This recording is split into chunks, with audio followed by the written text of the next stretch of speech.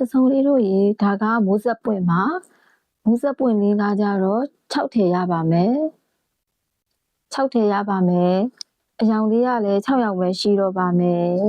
အယောင်လေးက6ယောက်ပါအရန်လှပါတယ်မိုးဆက်ပွင့်လေး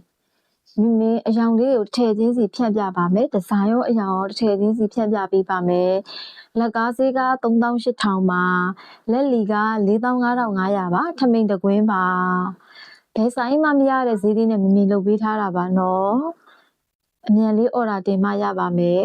ဒီဇိုင်းလေးတွေပြပေးပါမယ်အယောင်လေးတွေတယောင်ချင်းစီပြပေးပါမယ်နော်အရန်လှပါတယ်တော်တော်လေးလှပါတယ်နော်မိုးဆက်ပွင့်ရဒီဇိုင်းတော်တော်လှပါတယ်ဒါလက်ကော်ပါလက်ခတ်ထားတာပါလက်ခတ်ထဲက3ရက်မှတစ်ခေါက်ပဲထွက်တာပါနော်တစ်ထည်ပဲရတာပါ3ရက်လောက်ခက်ကပါတယ်လက်ထည်ကကြပါတယ်ရေလျှော်မီးဘူးတိုက်လို့လည်းရပါတယ်နော်ဒီရောင်လေးဆိုတော်တော်လှပါတယ်ခဲလေးပါခဲလေးပါခဲပါခဲဟိုမှာသူကအနက်ဖောက်ထားတာပါဒူနာမှာရောင်လေးတွေကကုန်လှပါတယ်နော်ရောင်လေးတွေကုန်လှပါတယ်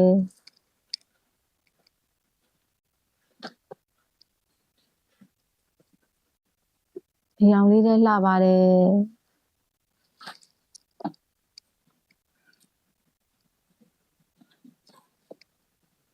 အကုန်လုံးလှပါတယ်နော်ဒီဇိုင်းလေးတွေကအရောင်လေးတွေရောဒီဇိုင်းလေးရောအရင်လှပါတယ်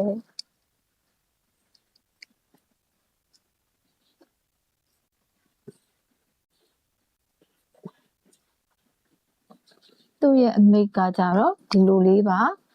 သူ့မိကဒီလိုလေးပါရမ်းလှပါတယ်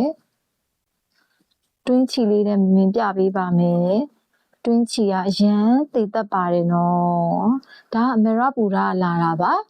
မေရပူရာထဲတွေပါပဲမမေစီမှာမေရပူရာထဲတွေပါပဲဒါလေးလှပါတယ်